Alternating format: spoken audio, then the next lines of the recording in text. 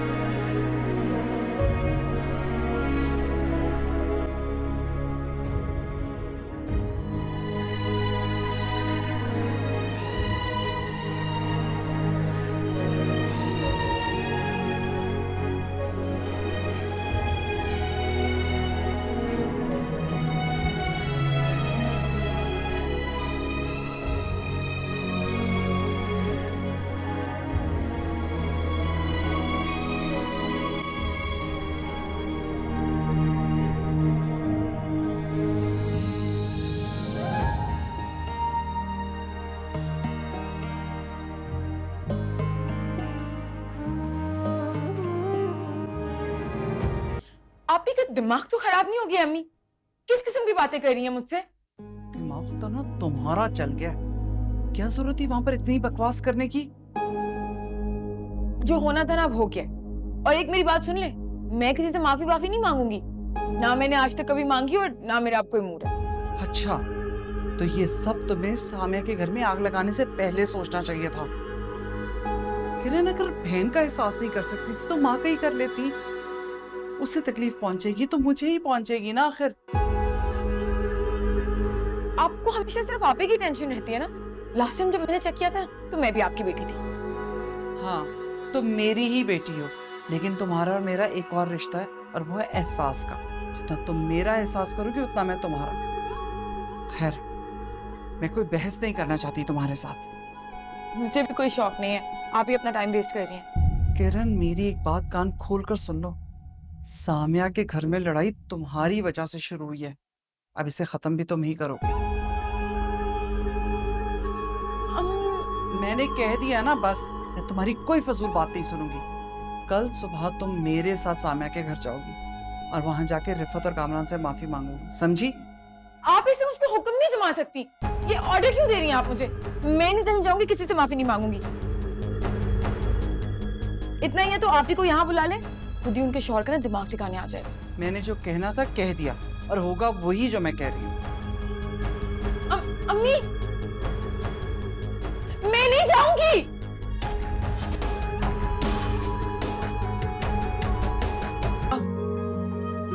कहाँ हो यार?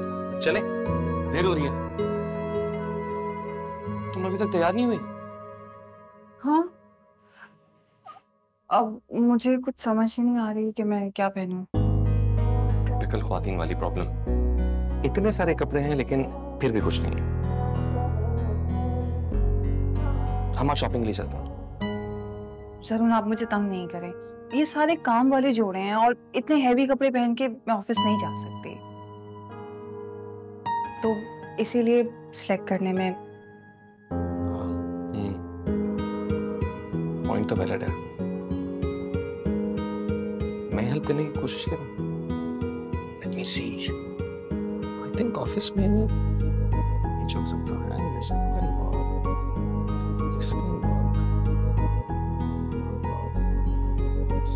चल सकता है। आई थिंक इनमें से चल जाएंगे, तो शॉपिंग कर लेंगे।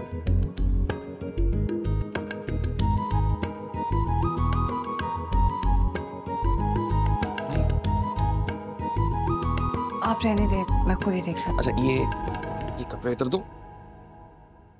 ये बताओ तुम सोच क्या रहे थे?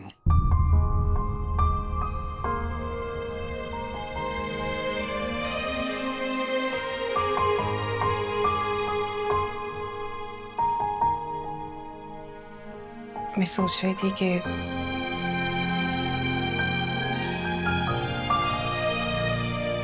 चीजों की तरह भी रिश्तों की अहमियत जरूरत तय करती है।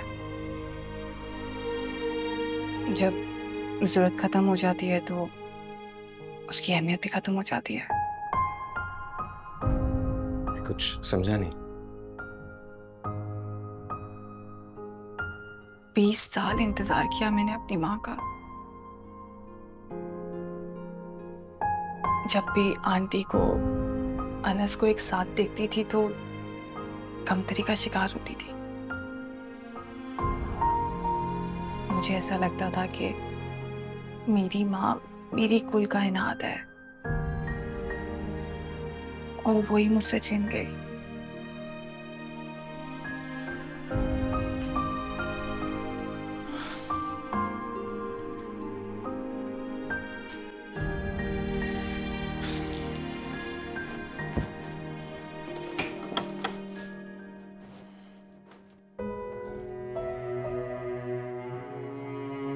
तो तुम्हारी अम्मी तुम्हें मिल चुकी हैं, पर अब वो फीलिंग्स भी तो नहीं रही ना।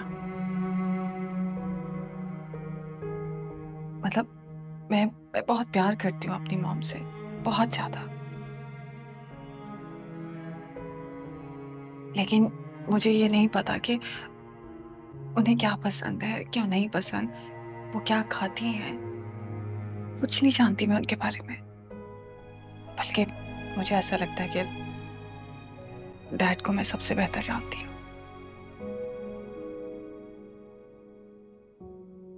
ये सब तो खैर साथ रहने से पता चलता है। पर अब ये पॉसिबल नहीं है। वो आई ही जाने के लिए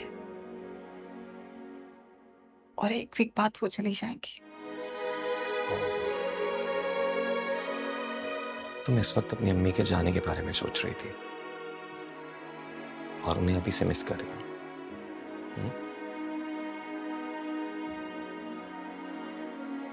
अच्छा सोचो, अगर तुम अपनी अम्मी के साथ ऑस्ट्रेलिया में रहती और हमारी शादी होती तो तब भी तुम उन्हें छोड़कर यहाँ आती ना मेरे साथ रहने के लिए।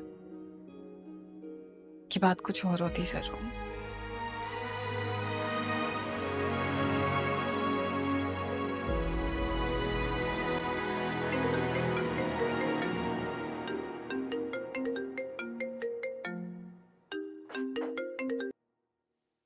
अस्सलाम वालेकुम डैड।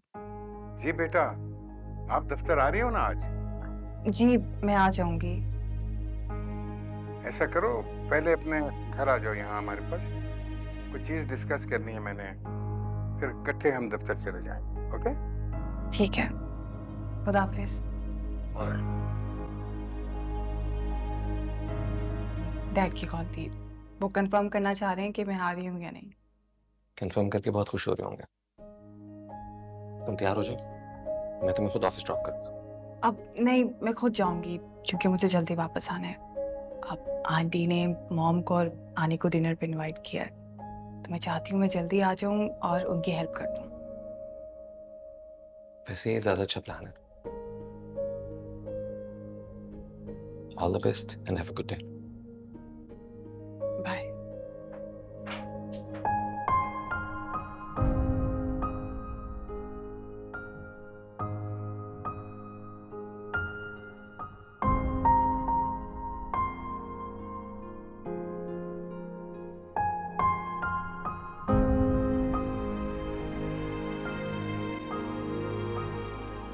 तुम्हारे और सईफा के दरमियान क्या चल रहा है? तुम्हें परेशान कर रही है वो? और अगर ये सही है तो अपनी माँ को बताने से पहले तुझे मुझे बताना चाहिए था। डैड, मैंने किसी को कुछ भी नहीं बताया। हो सकता है कि आनी ने बता दिया हो। बताना चाहिए था। अगर तुम मुझे बताती तो मैं उसको रोक सकता था, वो तुमको इस तरह परेशान न करती। अब बताओ क्या कहा उसने? डैड रहने देना आप। मैं जानना चाहता हूँ इस बार क्या किया है उसने। I want to know, बेटा। वो मेरी गैर मौजूदगी में मेरे ससुराल गई थी और आमना आंटी से उन्होंने बहुत अजीब अजीब बातें की हैं। उन्हें ये बताया था कि मैं बीमार हो गई थी और मेरा नर्वस ब्रेकडाउन हो गया था, जिसकी वजह से उनका रवैया मेरे साथ ठीक नहीं है। ये औरत कभी नहीं सुधरेगी। डैड प्लीज आप झगड़ा मत कीजिएगा, मैं इसीलिए आपको ये सब कुछ नहीं बताती हूँ। ये गलत करती हो बेटा, बिल्कुल गलत करती हो तुम, के मुझे नहीं बताती। खुद सहती हो और मुझको भी साथ मुजरिम बनाती हो। मैं ऑलरेडी एक गिल्ट के अंदर लिव कर रहा हूँ कि मेरी लापरवाही की वजह से मेरे बच्चे जो हैं वो सफर कर रहे हैं। डैड प्लीज ऐसा मत सोचे। बेटे अब सोचने का वक्त गुजर चुका है, अब फैसला करना है। ये औरत नहीं बदलेगी और ना ही मैं अब बर्दाश्त कर सकता हूँ जो वो कर रही है, इसलिए मैं उसे अब तुम्हें मजीद नुकसान नहीं पहुंचाने दूंगा। मैं उसको मौका ही नहीं दूंगा कि तुम्हें परेशान कर सके। तुम जस्ट वॉच। डैड सईफा इधर आइए जरा।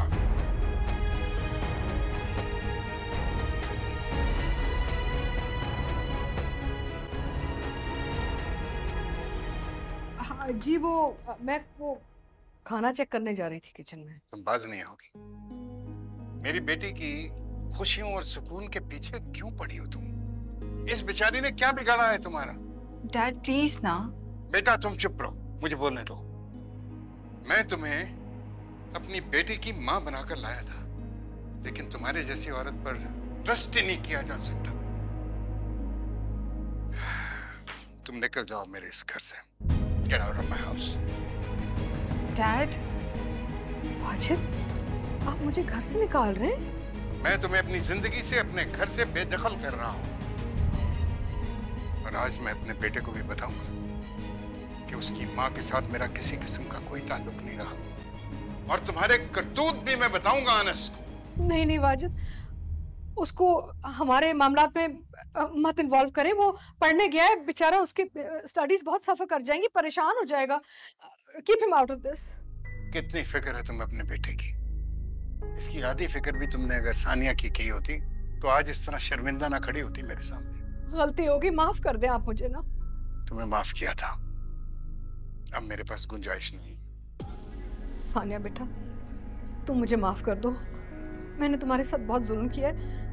मैं अपनी हरकतों पे बहुत शर्मिंदा हूँ। आंटी आप प्लीज मुझे शर्मिंदा ना करें। वाजिद, सब मेरी हमाकत और नेगेटिविटी की वजह से। I am really embarrassed. काश मुझे पहले ये सब समझ आ जाता। Please forgive me. मैं वादा करती हूँ कि मैं माँ बन के पालूंगी तुम्हें। अब मुझे समझ में आ गई, काश मुझे पहले समझ में आ जाता। वाजिद प्लीज आप भी मुझे माफ कर देना। प्लीज डैड से कहो ना। तुम सानिया को इमोशनली ब्लैकमेल मत करो, ये तुम्हारी साइड नहीं लेगी। डैड इस बात में मैं आपकी भी साइड नहीं लूंगी। सानिया, मेरे साथ जितनी भी ज्यादतियां हुई ना, मैंने सब बर्दाश्त कर लिया, लेकिन अनस के मामले में मैं ये सब कुछ बर्दाश्त नहीं करूंगी।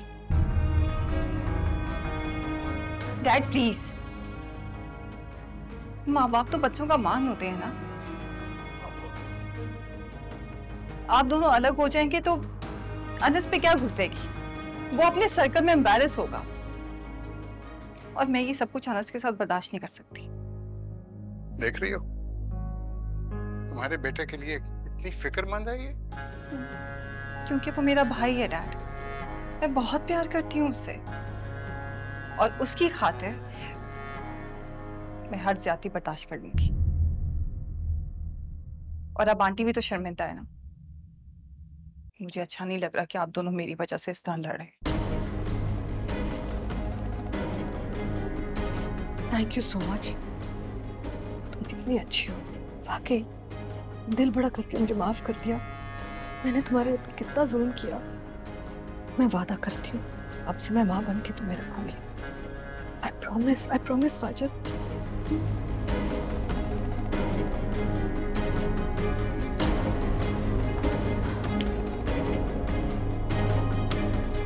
मुझे ऑफिस जाना है।